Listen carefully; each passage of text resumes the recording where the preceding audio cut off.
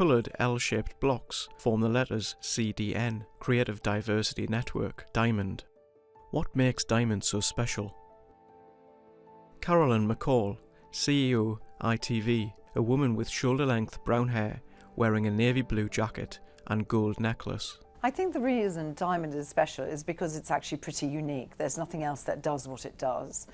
And it is about data, and it's about having accurate, consistent, transparent data all in one place across the industry that we can all use to better ourselves effectively, to do more, to take action. Tim Davey, Director General, BBC, a man with grey short-cropped hair in an open-collar light blue shirt and black suit jacket. I think what's wonderful about Diamond and should be celebrated is this incredible data set, which means you can't hide.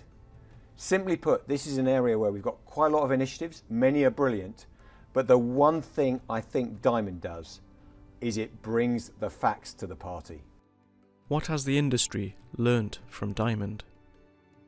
Stephen Van Rooyen, Executive Vice President and CEO, UK and Europe, Sky, a man with brown hair, glasses and goatee in a zip-collar sweater. Diamond has driven important data innovation.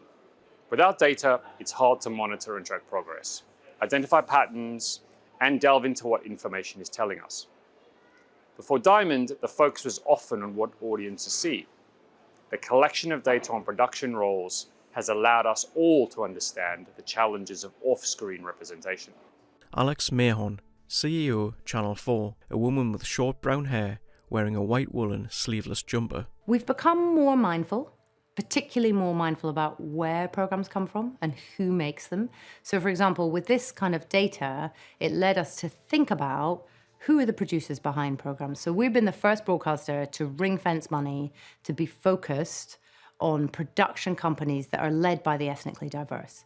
And we've pledged to triple the spend with them, but it's also resulted, that ring-fenced money, in shows like Unapologetic, with Yinka Bikini and Zizi Mills, and more shows that come from a different range of voices. And that's the kind of difference we can make.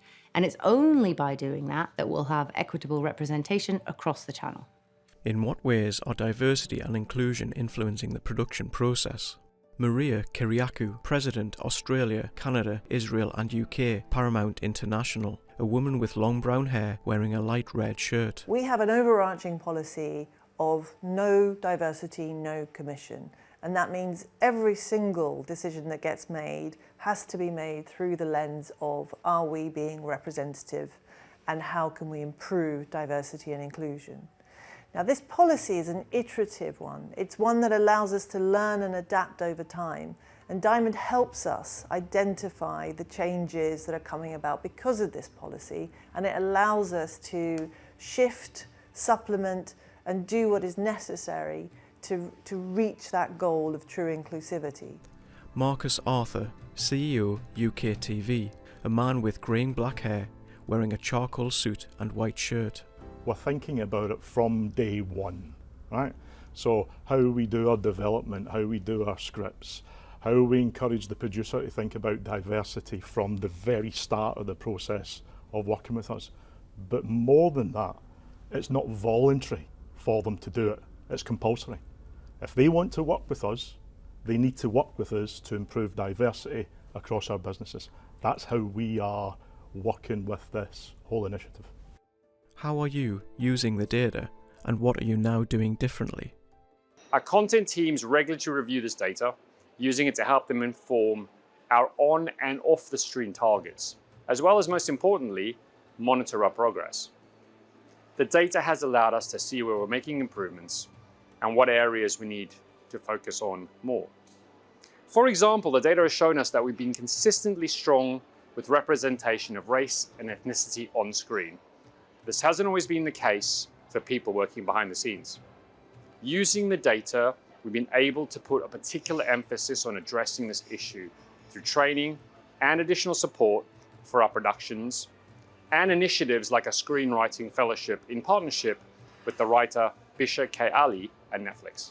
I think as a result of having Diamond data, what we can do differently is we have the ability to be quite data-driven in our decision-making. So we can look at it and say, you know, we have got to double down on disability. Now, we took that view with the industry because we all sat around a table, looked at the diamond data and just said, this is really not good enough, this is woeful.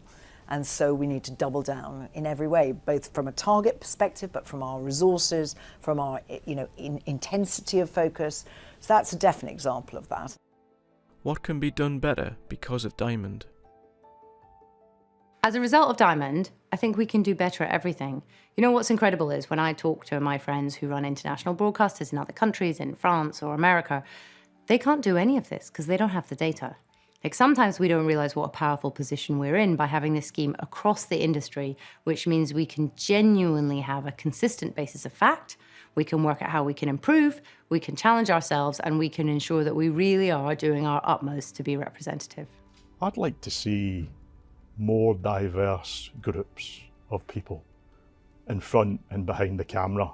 I'd like to see a TV industry that has a much more colourful personality, that's much richer in tone, and actually that we can look back on and be proud of where we are, rather than sometimes just now when you look at the data, you're thinking, oh my goodness, we need to do more.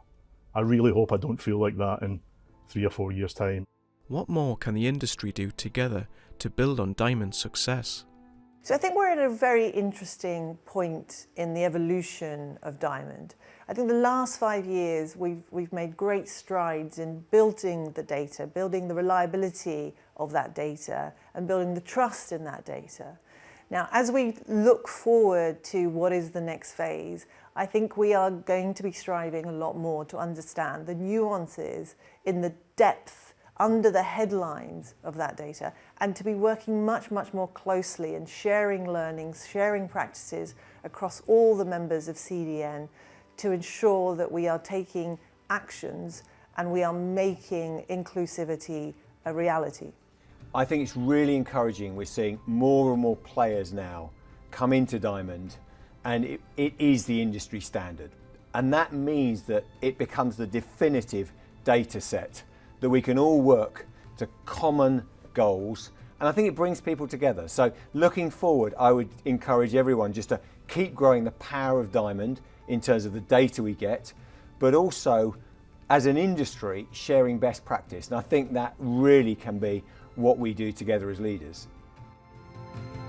Coloured L-shaped blocks form the letters CDN, Creative Diversity Network, Diamond.